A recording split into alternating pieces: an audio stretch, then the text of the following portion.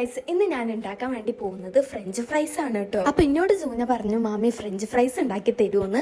അപ്പൊ ഞാൻ സൂനക്ക് French fries ഉണ്ടാക്കി കൊടുക്കുകയാണ് കേട്ടോ. അപ്പൊ ഗൈസ്, നമുക്ക് എങ്ങനെ ഉണ്ടാക്കാന്ന് നോക്കിയാൽ. അപ്പൊ ഫ്രഞ്ച് ഫ്രൈസ് ഉണ്ടാക്കാൻ വേണ്ടിയിട്ട് ഒരു പൊട്ടാറ്റോ എടുത്തു. അപ്പൊ ഇനി പൊട്ടാറ്റോന്റെ തൊലിയൊക്കെ ഒന്ന് കളഞ്ഞെടുക്കട്ടെ. അപ്പൊ അങ്ങനെ പൊട്ടാറ്റോന്റെ തൊലിയൊക്കെ ഒന്ന് കളഞ്ഞെടുത്തു. അപ്പൊ ഇനി പൊട്ടാറ്റോ കട്ട് ചെയ്യാൻ കേട്ടോ. അപ്പൊ ഇതുപോലെ നീളത്തിൽ വേണം കേട്ടോ ഫ്രഞ്ച് ഫ്രൈസിന് കട്ട് ചെയ്യാൻ വേണ്ടിയിട്ട്. അപ്പൊ ഇതുപോലെ നീളത്തിൽ കട്ട് ചെയ്തെടുത്തിട്ടുണ്ട് കേട്ടോ. ഇനി ഈ പൊട്ടാറ്റോത്തെ വെള്ളം നനവില്ലാത്തൊരു കഷ്ണത്തിൽ ഈ പൊട്ടാറ്റോത്തെ വെള്ളമൊക്കെ ഒന്ന് ഒപ്പിയെടുക്കുക കേട്ടോ. അപ്പൊ പൊട്ടാറ്റോത്തെ വെള്ളമൊക്കെ ഒപ്പിയെടുത്തു. അപ്പൊ ഇമ്മ ഇപ്പൊ ഇവിടെ പൂവട ഉണ്ടാക്കുകയാണ് കേട്ടോ. അപ്പൊ ഈ ഫ്രഞ്ച് ഫ്രൈസിലോട്ട് കുറച്ച് ഉപ്പിട്ട് കൊടുക്കുക. എന്നോട് സൂന അറിഞ്ഞു ഞാൻ ഇട്ട് കൊടുക്കട്ടെ ഉപ്പ്.